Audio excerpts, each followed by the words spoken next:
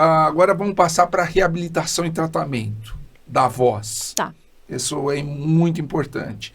Primeiro você botou uma sigla aqui, LSVT. O que é isso, LSVT? LSVT é uma técnica que foi criada especificamente para pacientes com Parkinson. A sigla significa Lee Silverman Voice Treatment. Traduz que aí. É o tratamento de voz Lee Silverman.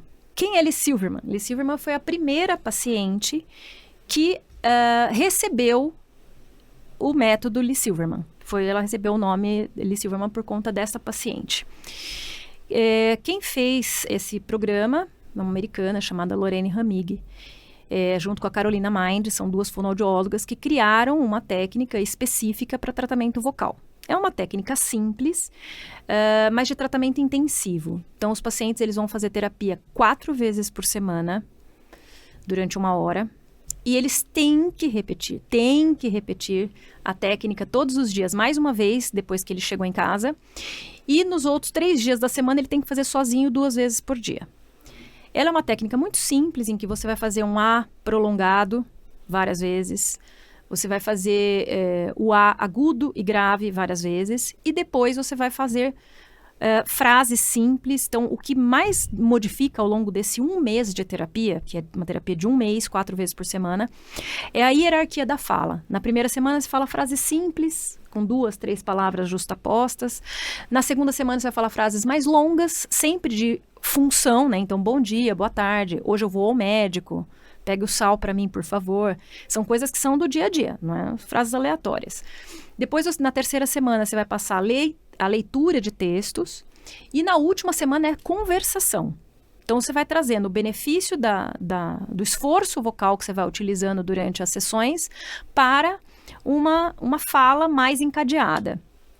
Essa técnica tem uma resposta impressionante para a melhora da qualidade vocal dos pacientes num tempo muito curto. Na primeira semana, todo mundo da família já começa a falar assim, nossa, como ele está falando bem. Na segunda semana, ele já começa a ter uma melhora maior. Então, ele vem ganhando ao longo dessas 4 semanas. E para pacientes, eu já cheguei em pacientes que, basicamente, eu quase não ouvia o que ele falava. E depois de 1 mês, super bem, falando, conversando normalmente. Isso é bom, né? Então, é uma técnica específica. Qual é a grande questão dessa técnica? Quem aplica precisa ter um registro e tem que ter o treinamento feito por essas 2 fonoaudiólogas ou a equipe delas. Tá? Elas vieram para o Brasil 4 vezes, eu fiz as 4 habilitações, minha tese foi estudando a deglutição e essa técnica, especificamente, mas que é uma técnica de voz, tá? O objetivo dela é melhorar a voz. E a resposta é muito boa, tá? Com exercícios simples, mas ela é toda monitorada, então precisa realmente ter o treinamento, porque na terapia a gente mede todos os tempos de fonação, a gente mede todas as frequências de voz, todas as intensidades de cada emissão que o paciente fala. Então, ela tem realmente que ser feita daquele jeito. E tem que ser 4 vezes por semana. Pode ser 3, não pode. Pode ser 2 vezes por um dia, 2 vezes não pode. Então, ela é bem rigorosa. Por isso que só aplica o Lee Silverman quem tem o registro numa entidade lá que chama Alice Neurological Foundation. Então, você tem que ter esse registro, esse número para aplicar, tá? Então, são alguns fonoaudiólogos aqui no Brasil que têm essa habilitação, porque ela veio 4 vezes para cá, tá? Você também falou em soltar a musculatura da face, né? O paciente, ele chega com a face rígida, rigidez muscular na língua, na musculatura que é responsável pelo movimento da boca, etc. Como é que você faz isso? A gente tem desde técnicas manuais, né, técnicas térmicas também, né, você fazer aquecimento muscular, você trabalhar com a mão, você pode trabalhar com massageadores também para fazer os alongamentos e os relaxamentos. E hoje em dia a gente também tem o uso da fotobiomodulação, que é o laser terapêutico, né, de baixa potência, para ajudar a musculatura diminuir um pouco essa força, e a eletroestimulação também que a gente faz, né, com o objetivo de relaxar a musculatura. Eu tenho uma paciente que quando ela vai falar, ela tem tanta rigidez da região mental aqui do queixo, né, que ela tá entrando com a boca dentro dos dentes, e aí ela não consegue articular, e eu uso muito a eletroestimulação nessa região, com um tipo de corrente que vai relaxar essa musculatura. Eu faço 10 minutinhos, a musculatura vai soltando e eu consigo ter uma fala melhor depois.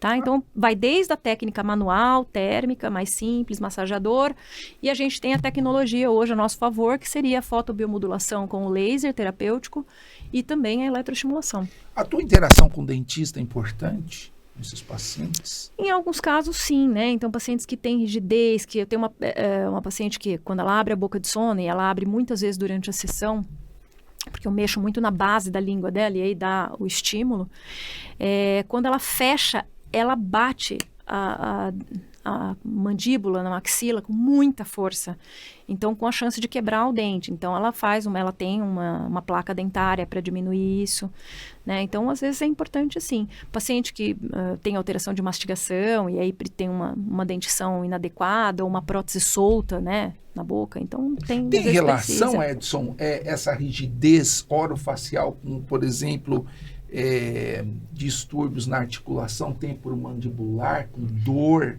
cefaleia associada a desgaste da articulação temporomandibular, você acha? Sim, pode ter relação, sim. Os pacientes parkinsonianos, uma das queixas é a cefaleia. Né? Cefaleia é dor de musculatura facial. Né? É fácil entender que a falta de movimento, porque o paciente parkinsoniano, além de tudo, os movimentos espontâneos diminuem.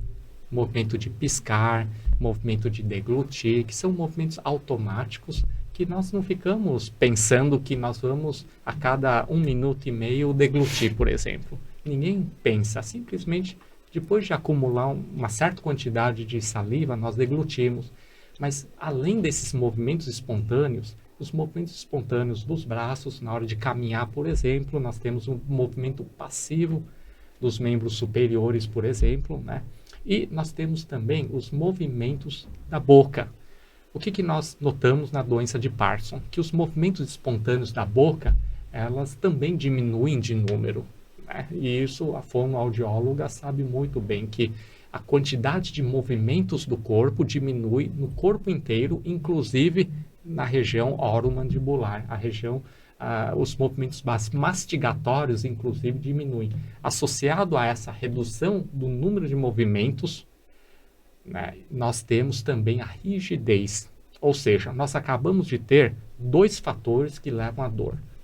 Dor por redução da mobilidade, né, que existem dor por imobilismo, inclusive, que diminui, que acaba alimentando menos o sistema supressor de dor no sistema nervoso central, ou seja, redução dos movimentos levando à dor. Fora isso, a rigidez. Imagine aquela musculatura rígida, 24 horas, né?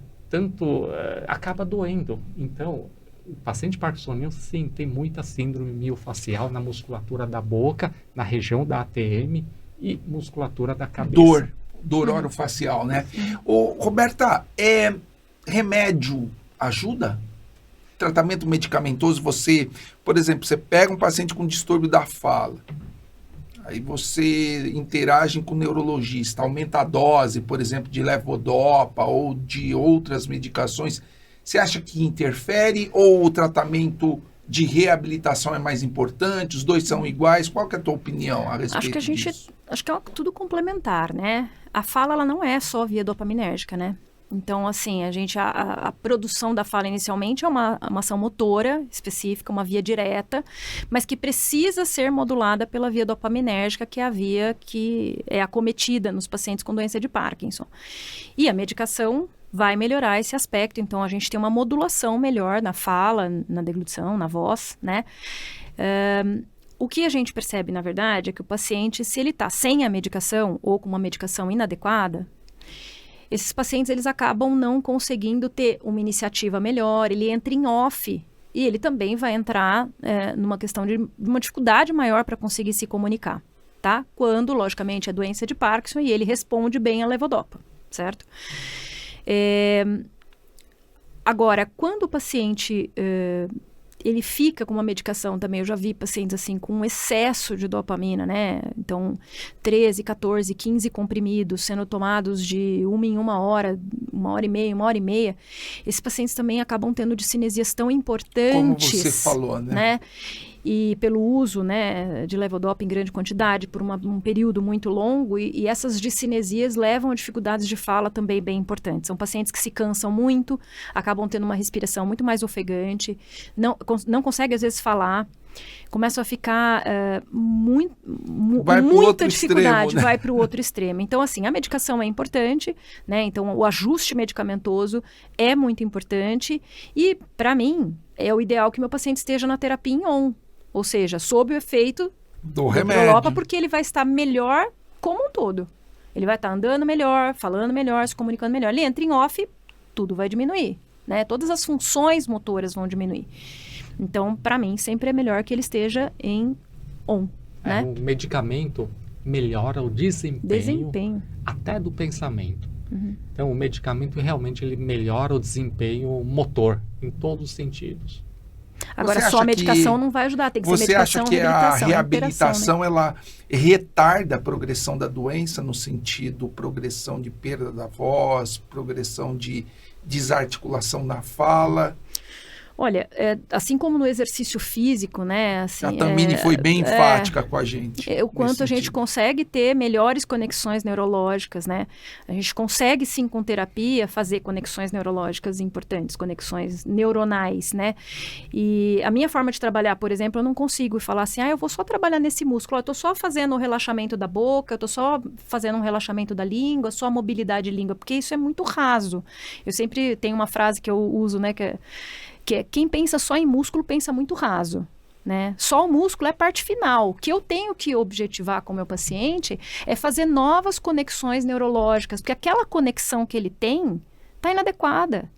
E é uma via que ele faz constantemente, está sempre errada, está sempre lentificada, está sempre com uma produção diferenciada. Eu tenho que pensar em como que o cérebro dele vai fazer uma nova conexão neuronal para que o desempenho motor seja melhor. Então, sim, a gente consegue fazer novas conexões, a gente consegue até, a gente sempre fala que tem neurônios que nunca fizeram nenhuma conexão neurológica, né? Uma quantidade pequena de neurônios que tem sinapse sem realização. Talvez na terapia a gente consiga fazer novas sinapses com aquele neurônio que nunca foi ativado, porque não precisou, agora precisa.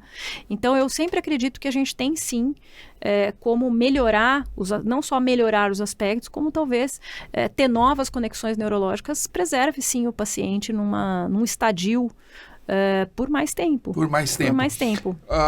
Só amarrando o que a gente falou no tratamento reabilitação, diagnóstico específico, reabilitação específica, treino da família e medicação. É isso? É isso. Acho que a gente consegue abordar bem o paciente. Não, no fundo, assim, eu vou ter que ir no fono, eu vou ter no fundo, é um conjunto, né? É um todo mundo junto. Que vai ajudar muito o paciente. Assim, né? Como eu dependo muitas vezes da fisioterapia para soltar o pescoço, para melhorar a capacidade respiratória do paciente, isso vai me facilitar muito. Você pode dar um exemplo de um paciente que reabilitou e melhorou não só o aspecto psicológico, mas, enfim, melhorou a performance no trabalho, etc. Sim. Você tem algum exemplo do bate-pronto? Eu até falei, por exemplo, desse paciente que eu apliquei o Lee Silverman, né? Ele até brinca assim, quando você chegou aqui eu tava mulambo, né? Ele brinca, porque ele, basicamente, ele não conseguia falar, ele não conseguia se comunicar, ele tava já tendo escape de saliva, então ele ficava tão parado que caía saliva pela boca, ele tinha parado de trabalhar, porque ele não conseguia se comunicar, ninguém entendia ele, e ele com hipomimia e tal. Fizemos o Lee Silverman, aplicamos a técnica do Lee Silverman, porque basicamente o problema dele era a voz e a deglutição dele tinha uma alteração muito pequena. Seria uma ginástica da comunicação, né? Da comunicação, da voz, da fala, da deglutição, de tudo. E em um mês, ele fala, eu parei de ser mulambo agora, né? Então ele começou a falar com todo mundo, e eu tô há 2 anos e meio acompanhando ele como Quantos anos de doença sequência. ele tinha?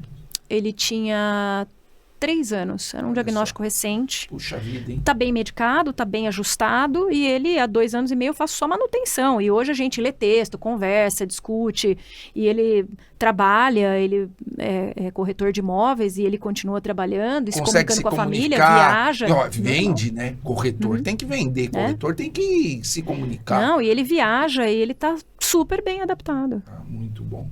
E a reabilitação motora da parte da fisioterapia, assim como a reabilitação fonoaudiológica, é bastante importante, porque nós não podemos pensar somente na parte muscular, como você disse. Na verdade, quando nós reabilitamos a parte muscular do corpo e quando nós reabilitamos a parte muscular da orofaringe, seja da fala, seja da deglutição, ao mesmo tempo nós estamos ativando circuitos neurais, nós estamos promovendo neuroplasticidade. Quer dizer, você tem que trabalhar o todo aí, né? Nós estamos promovendo o uso de circuitos neurais que não estavam sendo bem usados por causa da doença.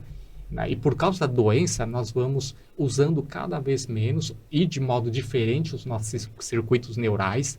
Né? Imagine a falta de dopamina e, portanto, o sistema dopaminérgico sendo hipofuncionante. Acaba não estimulando vários outros circuitos neurais que deveriam estar sendo estimulados. Ou seja, acaba atrofiando vários circuitos neurais. E o objetivo da reabilitação, quando um médico prescreve fisioterapia, quando um médico prescreve fonoaudiologia, na verdade, o objetivo do médico é de reabilitar os circuitos neurais do cérebro. É por isso que é importante, além dos exercícios físicos, exercícios mentais também. E a fono, na hora de pedir para o paciente repetir frases difíceis, na hora de pedir para repetir fonemas com uma sequência que no dia a dia nós não fazemos, na hora de pedir para fazer a leitura, porque a linguagem não é só falar, é leitura também. Na hora de a fono pedir para o paciente usar linguagens não verbais, por exemplo, nós estamos estimulando nossos circuitos neurais e tudo isso é importante para manter o trofismo, inclusive da cognição. Então, os circuitos motores do cérebro, eles estão extremamente interligados com os circuitos neurais da cognição. Isso significa o quê? Que ao ativarmos a nossa musculatura, tanto do corpo como do sistema fonatório, né, e ao usarmos o cérebro, nós estamos preservando a nossa cognição para o futuro. Por isso que se torna tão importante tudo isso para diminuir a velocidade do agravamento da progressão das doenças. E aqui até fazendo uma complementação, esse paciente que eu comentei agora, quando a gente às vezes está conversando, ele começa a falar, daí ele vai abaixando a voz assim, eu falo, opa, ó, vamos subir a voz, vamos falar mais alto, porque quando ele começa, e aí eu faço algumas estratégias, por exemplo, para ele, ó, fala para mim os números de 7 em 7 até 70. E aí, quando ele chega num determinado momento, ele começa a parar para pensar quanto que é, aí a voz vai baixando. Fala, não, você tem que pensar em voz, você tem que pensar e a voz tem que acompanhar. Porque é o treinamento realmente de trazer para o dia a dia que a gente está pensando e falando alto. Inclusive, o Lee Silverman, ele tem uma frase que chama penso forte, falo forte. Tem que falar forte. Penso forte, eu Pro falo forte. O comunicador, ele tem que falar forte. Ele não pode falar para dentro. Não. E aí, como esses pacientes, eles perdem essa atenção, né? Se você o tempo inteiro não fizer estratégias que você traz o pensamento associado a uma voz alta, o pensamento com uma voz alta, ele acaba na hora que ele vai conversar, ele tem que pensar um pouco para falar e já baixa a voz. Então, a gente precisa realmente ter esse estímulo, como você falou, de circuitos, né? O cérebro aprende por repetição, por variabilidade de estímulos. Então, a gente estimular muitas coisas com o mesmo objetivo. O sensorial é muito importante para a comunicação também. Né? É um contexto a informação muito tem grande. Que chegar, né? Mas eu achei muito interessante o que ela falou a respeito da família. A família tem que perceber o que está acontecendo. Permitir com que ele ouça e permitir com que ele responda. Exato. Não adianta, não corta o cara quando ele estiver falando. Não adivinha o que ele quer falar. Tenha paciência, que isso faz parte do tratamento. Exato, né? Exato.